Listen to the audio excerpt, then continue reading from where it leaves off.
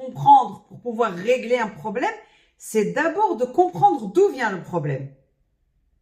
D'accord? Donc, on doit passer plus de temps à comprendre comment le problème s'est créé et s'est constitué. Quand on va comprendre comment il s'est créé et constitué, c'est 10 fois plus facile de le dénouer.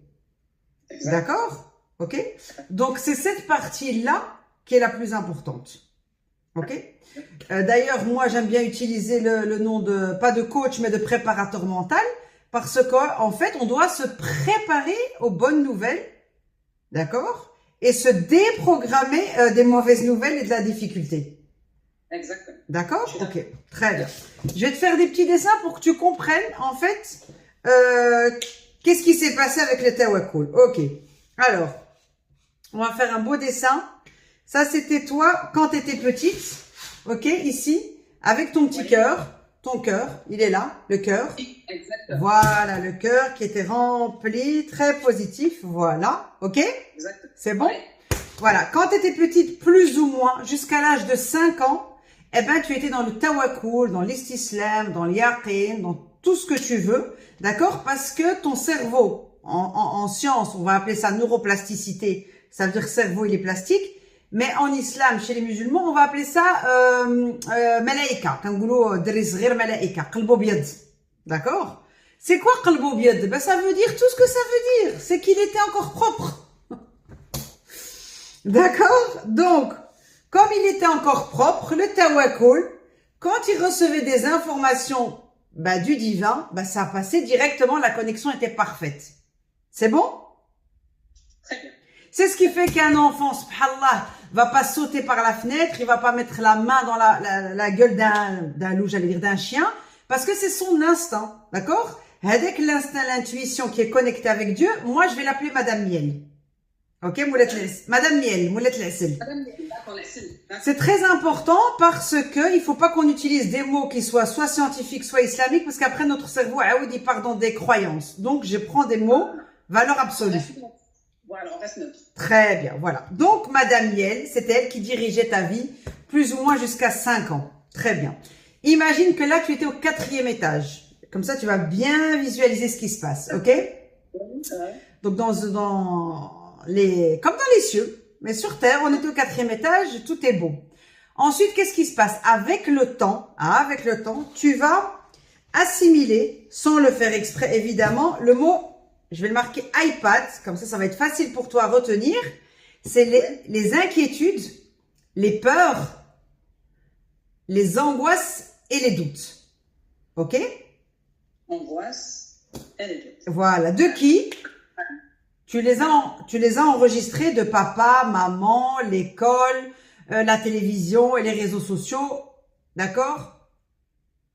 Ok, très bien. Qu'est-ce qui se passe quand ça commence à se remplir? C'est cette partie-là qui s'est remplie. Notre cerveau, ici, enfin le cerveau, le conscient, le mental, l'ego, nefs, d'accord? Et en fait, shaitan. C'est lui qui va diriger finalement ta vie par tout ce que tu as absorbé dans ta vie de ton entourage. Ça veut dire qu'aujourd'hui, on a des angoisses et des doutes, certitudes, et ça vient de nos parents. D'accord? On a des croyances sur certaines régions, sur certains plats, sur certaines habitudes, alors qu'on n'a jamais fait l'expérience. D'accord? Voilà. Donc aujourd'hui... Une petite précision. Ouais. Mon père était un angoissé par excellence. C'était un déprimé avec toutes les antidépresseurs, les anxiolytiques, Voilà. Ma mère m'a suivi et j'étais baignée dans l'angoisse et dans la peur et dans le... Voilà, très bien. Ok? Donc, qu'est-ce qui se passe? Tu as enregistré tout ça, c'est rentré par les oreilles et c'est devenu notre vérité à nous. D'accord? Voilà. C'est devenu notre vérité et c'est devenu c'est normal que. C'est normal que c'est difficile, c'est normal que t'es pas heureux, c'est normal que tu vas pas réussir à payer, c'est normal que t'as pas d'argent, d'accord? C'est devenu ok. Maintenant, qu'est-ce qui se passe? C'est que dans la vie, ça, tu l'as éteint, tu l'écoutes plus, ton âme, ton intuition, ok? Et elle se casse pas la tête, mais positivement.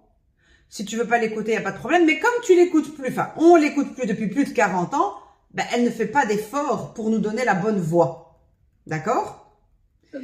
Maintenant, regarde ce qui est très logique. Regarde quand Dieu va nous envoyer une information.